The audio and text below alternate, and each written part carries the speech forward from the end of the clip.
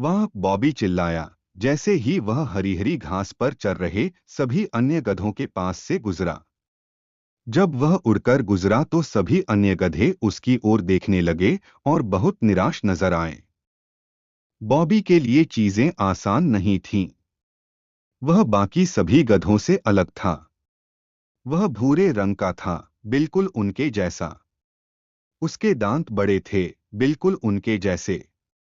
उसके चार खुर थे, बिल्कुल उनके जैसे। लेकिन उसके पंख थे और उनके पास नहीं थे।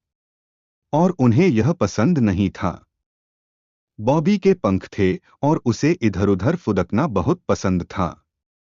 इतना कि इससे सभी गधे उसे गालियां देते और बुरा भला कहते, जैसे क्या तुम गधे हो भी। बॉबी को हमेशा थोड़ा दुख होता था, लेकिन वह बस फुदकना जारी रखता क्योंकि इससे उसे हमेशा खुशी मिलती थी। कोई नहीं जानता था कि बॉबी के पास पंख क्यों थे। उसकी माँ के पास पंख नहीं थे और उसके पिता के पास भी पंख नहीं थे। दुख की बात है कि वह ज्यादा कुछ नहीं जानता था क्योंकि उसके माता पिता दोनों अनाथ थे।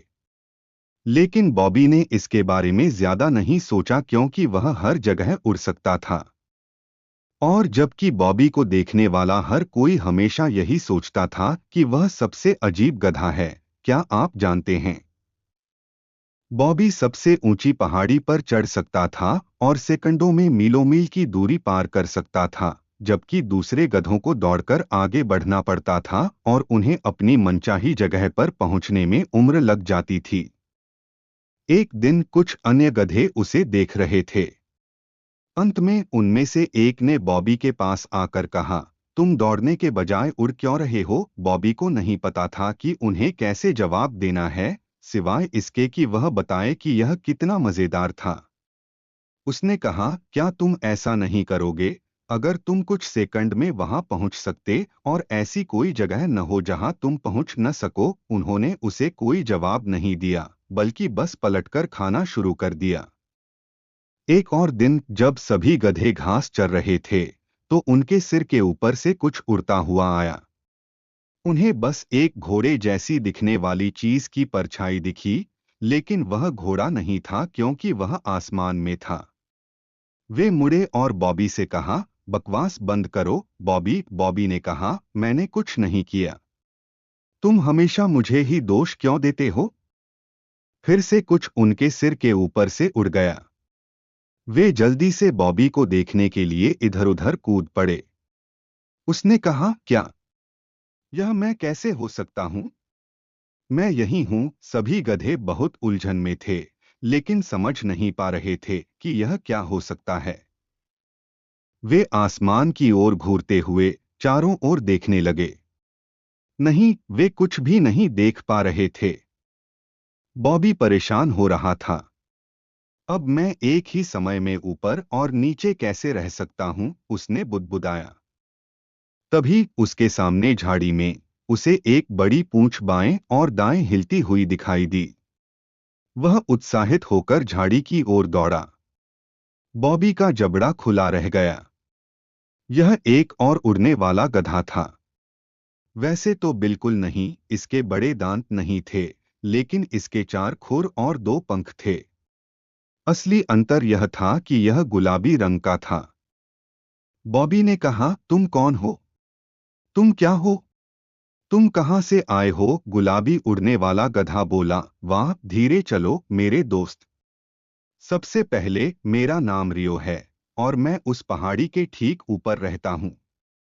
अगर तुम अपनी आंखें सिकोड़ो और फिर थोड़ा आगे झुको तो तुम शायद उस पहाड़ को देख पाओगे जो मेरे घर के सबसे करीब है। और यह एक मूर्खतापूर्ण सवाल है, मैं क्या हूं? हम एक जैसे हैं। हम दोनों बकरियां हैं। हाँ हाँ, सच में नहीं। मैं एक कुआं हूं। हमारा कोई खास नाम नहीं है, लेकिन मैं एक गधा हूं। बॉबी मुस्कुराया। मेरा नाम बॉबी है और मैं भी गधा हूं। यही मैं उन सभी को बताता हूं, भले ही वे कहते हों कि मैं गधा नहीं हूं, क्योंकि मेरे पास पंख हैं। रियो ने हंसते हुए कहा, हम बस थोड़े अलग हैं। मेरे दादाजी पेगासस थे और मेरी नानी गधा हैं, लेकिन आप जानते हैं, प्यार तो प्यार है। मैंने तुम्हें दूसरे दिन उड़ते हुए देखा था। तुम इतने तेज हो कि मुझे उड़ना सीखने में हमेशा लग गया, क्योंकि मेरे समूह में किसी और के पास पंख नहीं हैं, रियो ने कहा। मेरे दादाजी को छोड़कर, लेकिन वे हमेशा कुछ न कुछ करते रहते थे। बॉबी ने कहा, स्नैप। वैसे मुझे नान और दादा वाली बात नहीं पता, क्योंकि मेरे पास उनमें से कोई भी नहीं है। रियो ने कहा, मुझे शेयर करने में कोई आपत्ति नहीं है। मेरे दादाजी मजाकिया हैं, लेकिन उनके पीछे मत खड़े रहो। उन्हें कभी कभी अपने पीछे से सीटी बजाना पसंद है। दोनों गधे इतनी जोर से हंसे कि बॉबी का पूरा समूह जांच करने के लिए आया, और उन्होंने क्या देखा? दो पंख वाले गधे हंसी के साथ घास पर लौट रहे थे। बॉबी के समूह ने कहा, अरे नहीं, एक और अजीब गधा। रियो खड़ा हुआ और बोला, हमें कैसे पता कि तुम अजीब नहीं हो? मैं उड़ सकता हूँ, मैं सबसे ऊंची पहाड़ियों और सबसे गहरी घाटियों तक पहुँच सकता हूँ। मुझे वह करने में कुछ सेकंड लगते हैं जो तुम्हें करने में उम्र भर लगते हैं। और वह बॉबी की ओर मुड़ा और आंख मारी। बाकी सभी गधे रियो पर झल्लाए, मुड़े और भाग गए। बॉबी और रियो तब से सबसे अच्छे दोस्त बन गए।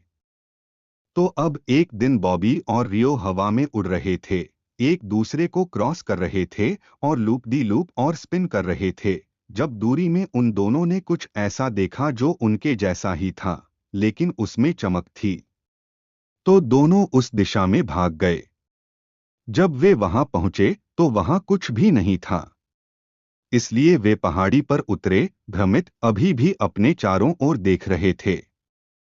रियो बॉबी की ओर मुड़ा और दोनों ने अपने कंधे उचका दिए। उन्होंने घास को थोड़ा सा चबाया, फिर फुसफुसाया। कुछ उनके ऊपर से उड़ गया। उन्होंने इधर-उधर देखा, लेकिन कुछ भी नहीं देख पाए। हालांकि अब तक वे दोनों थोड़ा क्रोधित महसूस कर रहे थे, क्योंकि उन्हें पता था कि उन्होंने कुछ देखा है। फुसफुसाया। यह फिर से था। इस बार बॉबी को लगा कि उसने उनके पीछे झाड़ी के पीछे कुछ जाते हुए देखा है, इसलिए उसने रियो को संकेत दिया। वे दोनों झाड़ी की ओर दौड़े। उन्हें आश्चर्य हुआ जब उन्होंने चार खुरों और बड़े पंखों वाला एक गधा देखा। उसका कोट भूरा था और एक लंबा गुलाबी सींग। तुम कौन हो? तुम क्या हो? तुम कहां से आए हो? बॉबी ने कहा। बड़ी मुस्कान के साथ अजनबी ने कहा, मेरा नाम ब्रूनो है। मैं एक गधा हूं। यह एक अजीब सवाल है। मैं उस तरफ नदी के अंत में रहता हूं, उन दो पहाड़ों के बीच। बॉबी ने कहा, लेकिन आपके पास? हाँ, मेरे दांत बड़े हैं, मुझे पता है। ब्रूनो ने कहा। नहीं, रियो ने कहा। मुझे लगता है कि वह आपके बारे में बात कर रहा है। ओह, मेरा भूरा कोट। हाँ? नहीं, बॉबी ने कहा। मैं कहने ही वाला था। मुझे पता है कि आप किस बारे में बात कर रहे हैं। मेरे पंख? नहीं, रियो ने कहा। ब्रूनो थोड़ा उलझन में लग रहा था। एक सींग? आपके पास एक सींग है, रियो ने कहा। ब्रूनो हंसा और कहा, ओह हाँ, मैं भूल गया कि वह वहां है। मेरे पास हमेशा एक सींग रहा है। तभी एक बड़ी छाया उनके ऊपर आई। यह रियो के दादाजी थे। तुम यहां हो, उन्होंने कहा। मैं तुम्हें हर जगह ढूंढ रहा था। क्या यह अच्छा नहीं है? उन्होंने आगे कहा। क्या तुम मुझे अपने दोस्तों से नहीं मिलवाओगे, रियो? वे सभी मुस्कुराए। रियो ने कहा, यह बॉबी है, यह एक गधा है, और इसका कोट भूरा है। यह ब्रूनो है, यह एक गधा है, और इसके सींग गुलाबी हैं। ठीक है, तुम सभी मुझे गधे जैसे लगते हो, रियो के दादाजी ने कहा। हमें जाना होगा। रियो, तुम्हारी दादी ने रात का खाना तैयार कर रखा है। जब रियो जाने के लिए मुड़ा तो उसने बॉबी और ब्रूनो से कहा, चलो कल मिलते हैं और कुछ वुशिंग करते हैं। बहुत बढ़िया लगता है, उन दोनों ने कहा। और अगले दिन उन्होंने एक साथ उड़ान भरते हुए बहुत अच्छा दिन बिताया।